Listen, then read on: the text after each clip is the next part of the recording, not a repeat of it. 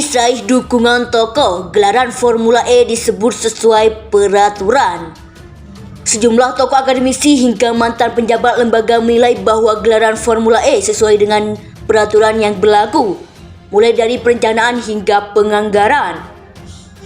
Dengan demikian, Guru Besar Fakultas Hukum Universitas Al-Azhar Indonesia, Suparji Ahmad yang juga pakar hukum pidana menilai bahwa dugaan korupsi yang ditayangkan kepada Anies Baswedan kurang tepat. Terlebih, kata Suparji, tidak ada tindak pidana dan alat bukti yang cukup. Suparji menyebut seharusnya proses hukum terhadap Anies Baswedan dihentikan. Sudah jelas tidak ada bukti. Sudah jelas tidak ada tindak pidana dan tidak cukup alat bukti, dan demi kepastian hukum tadi perkara ini dihentikan, tidak kemudian malah mencari audit baru, kata Suparji. Dalam forum diskusi akademik dengan tema Perhelatan Formula E dalam Perspektif Hukum, Ekonomi, dan Politik di Jakarta Selatan, Selasa 25 Oktober 2022. Ada 8 jenis tindak pidana korupsi dalam Undang-Undang Tipikor. Tidak ada yang bisa mengkonstruksikan tindak tadi sebagai tindak pidana korupsi, sambungnya. Akan menjadi ajang pembuktian apakah Formula E ini akan menyeret Anies atau tidak. Jadi beban yang dikaitkan dengan Anies soal Formula E ini akan sirna atau dia akan tetap lanjut. Kan tentu nanti akan ada pembuktian di KPK. Bagi saya sekarang KPK begitu telanjang bisa dipertontonkan kepada publik soal bagaimana proses-proses yang ada. Apakah betul ini proses hukum ataukah memang ada proses-proses politik.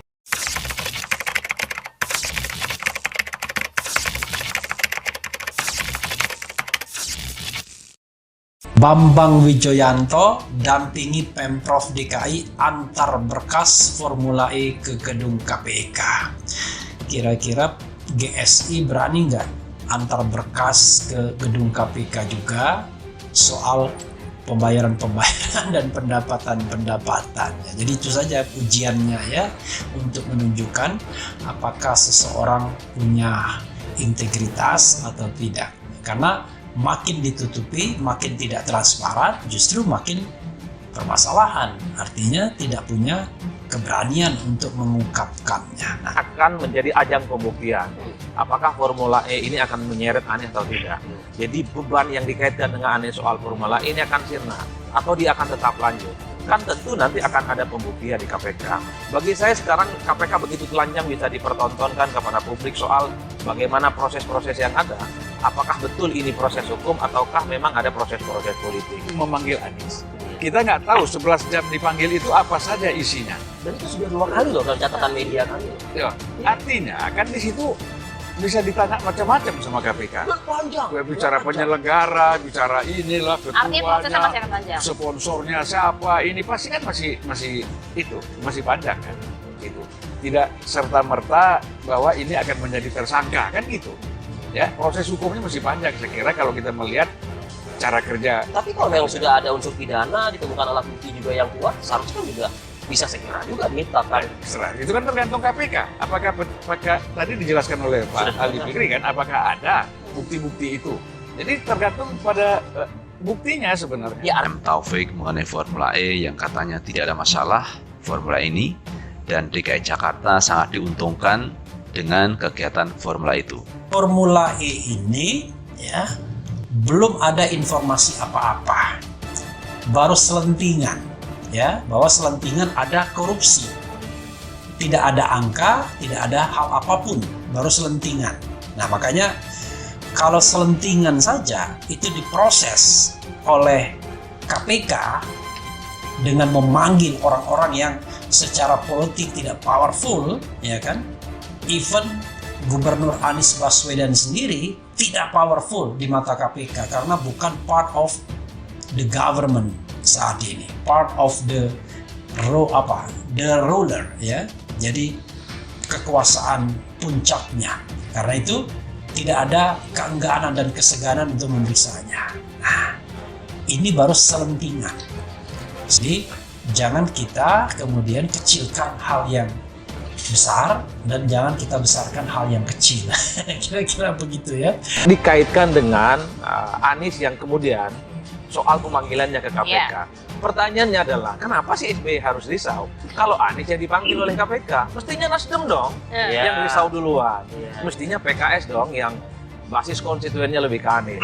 Kalau saya sederhana menangkap, kenapa SBY agak gelisah kalau Anies misalnya hilir Jadi kita nggak usah masuk substansi ke Partai Demokrat lah ya. Betul. Beliau ini Partai Nasdem yang hadir Betul. kita. Ya. Ada kaitannya dengan Demokrat. Oke. Kalau Anies gagal maju, seperti yang dipersepsikan oleh Pak SBY, karena dijegal bolak-balik ke Kuningan misalnya, maka AHY sulit untuk berpasangan, untuk bisa maju di 2024. Kemarin Pak Anies dipanggil KPK terkait Formula E. Nah, ini banyak orang yang mempertanyakan kenapa pihak KPK itu kok memeriksa Formula E. Bagaimana dengan MotoGP Mandalika yang sama-sama balap, kalau di Formula E itu balap mobil, kalau di Mandalika balap motor. Nah, kalau kita melihat perbandingannya, di Formula E itu tidak ada, yaitu sponsor dari BUMN. Jadi tidak ada anggaran negara yang masuk di Formula E.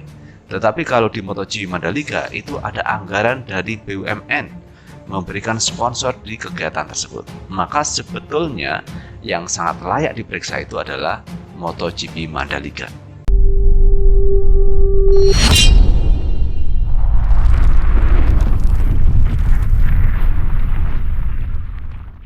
Anies raih dukungan tokoh, gelaran Formula E disebut sesuai peraturan.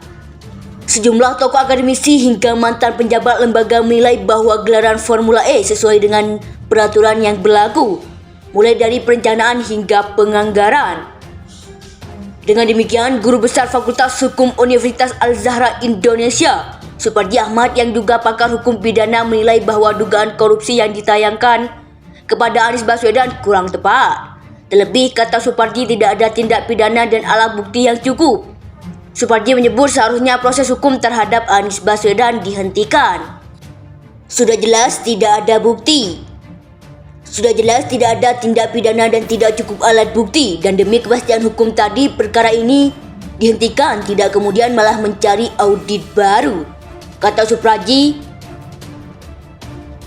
Kata Suparji dalam forum diskusi akademik dengan tema Perhelatan Formula E dalam Perspektif Hukum, Ekonomi, dan Politik di Jakarta Selatan, Selasa 25 Oktober 2022. Ada 8 jenis tindak pidana korupsi dalam Undang-Undang Tipikor. Tidak ada yang bisa mengkonstruksikan tindak tadi sebagai tindak pidana korupsi, sambungnya.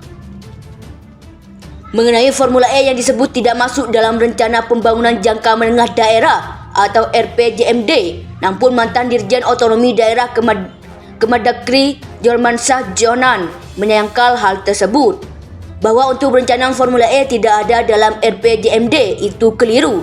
Jadi kalau kita baca dokumen DKI itu ada tahap-tahapnya, ucapnya.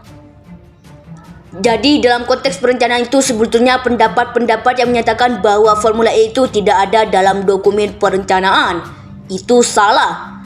Sebenarnya ada, dia ada di dalam RPJMD, ada di dalam Rencana Strategis Restra, ada di dalam program dan kegiatan, sambungnya. Pengajar Universitas Andalas sekaligus mantan staf ahli Mendagri Ahmadi menjelaskan, tidak ada masalah dalam perencanaan hingga penganggaran Formula E. Jadi semuanya baik dalam proses perencanaan hingga penganggaran, clear semua itu, katanya. Sementara itu, selain menganggap tidak ada masalah dalam tahap Formula E, pakar keuangan negara Soemardijo juga mengatakan bahwa pemeriksaan Anies Baswedan oleh KPK tidak sesuai dengan hukum yang berlaku. Menurut ilmu keuangan negara, penyusunan, pengelolaan, dan tanggung jawab keuangan negara itu kewenangan. Aparat penegak hukum tidak boleh melampaui masuk ke sana, artinya penyidik tidak boleh menentukan kalau belum ada statement dari BPK, katanya. Di dalam audit kinerja sudah menyatakan Formula E itu berjalan lancar, sambungnya. Dia menegaskan selama laporan hasil pemeriksaan atau LHP BPK tidak menunjukkan adanya kerugian negara, maka aparat penegak hukum tidak dapat melakukan pemeriksaan. Itu adalah setelah hasil LHP mengatakan perlu pemeriksaan dengan tujuan tertentu, baru BPK mengeluarkan SK. Bentuk tim itu baru diserahkan ke penyidik. Ini silakan periksa, bukan penyidik datang membawa angka yang gak bisa. Dasarnya LHP tanpa LHP polisi. KPK tidak bisa memeriksa. Tutup dia.